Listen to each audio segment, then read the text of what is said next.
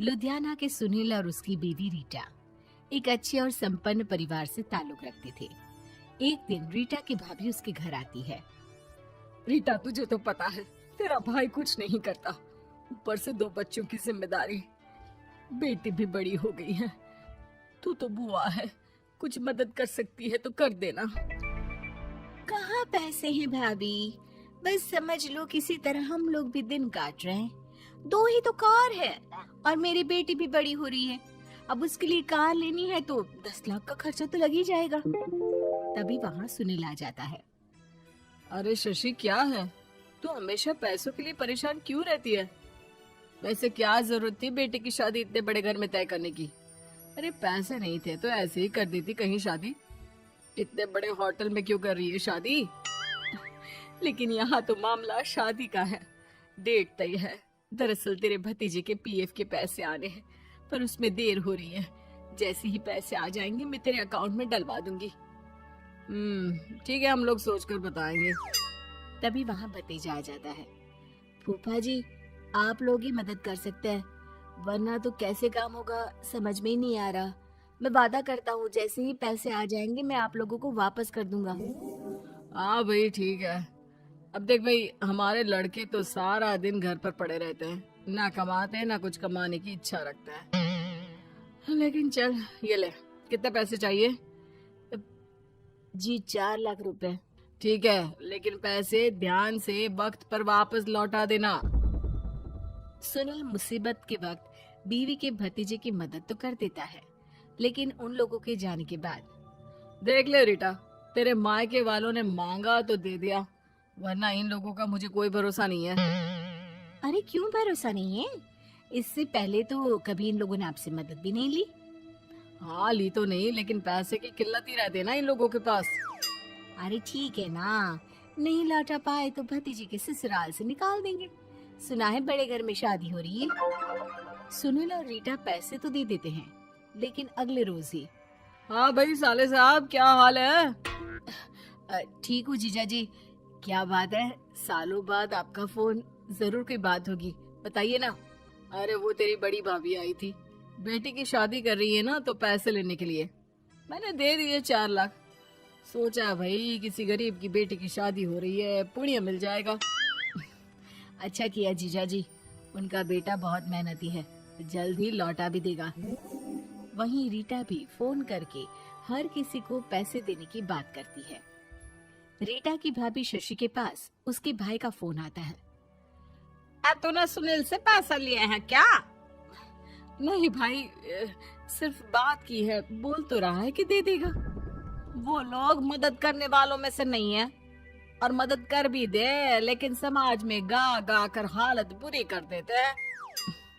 अब गाने दीजिए ना भाई, मैं क्या कर सकती हूँ, मेरे पास कोई ऑप्शन भी तो नहीं है। बेटी की अगले हफ्ते शादी जो है। शशि की बेटी की शादी हो जाती है, लेकिन शादी के 1 महीने बाद ही सुनील का फोन भतीजे के पास आता है।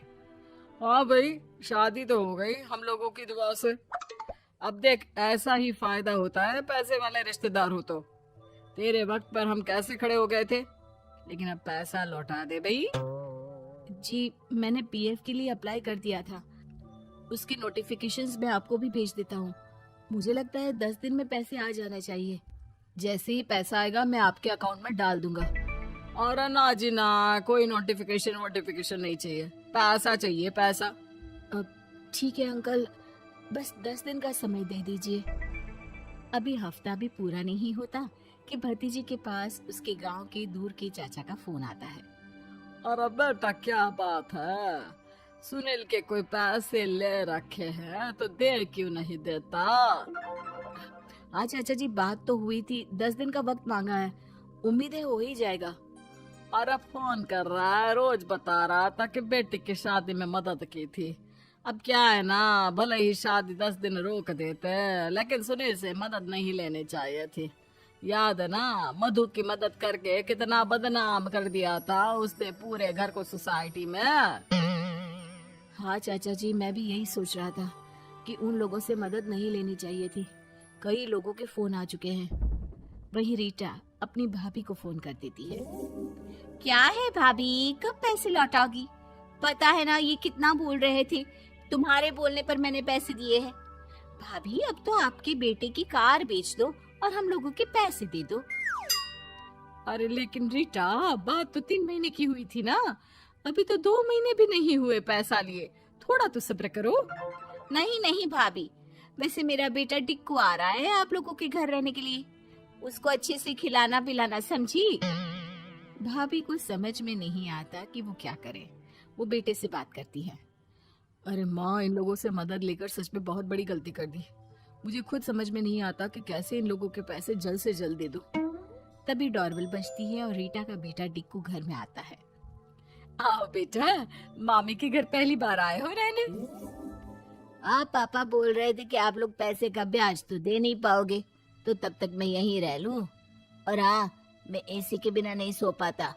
आप लोग अपना देख लेना और पैसे जल्दी लौटा देना, क्योंकि मैं थोड़ा जल्दी जाना चाहता हूँ।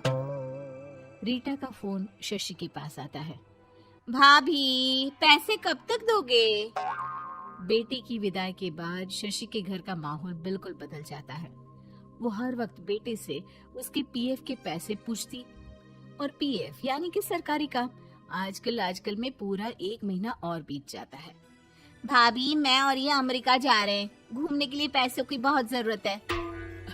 रीटा, मैं पूरी कोशिश कर रही हूँ कि जल्द से जल्द पैसे का इंतजाम कर दूं, लेकिन पक्का नहीं बोल सकती। तभी सुनील का फोन भतीजे के पास आता है।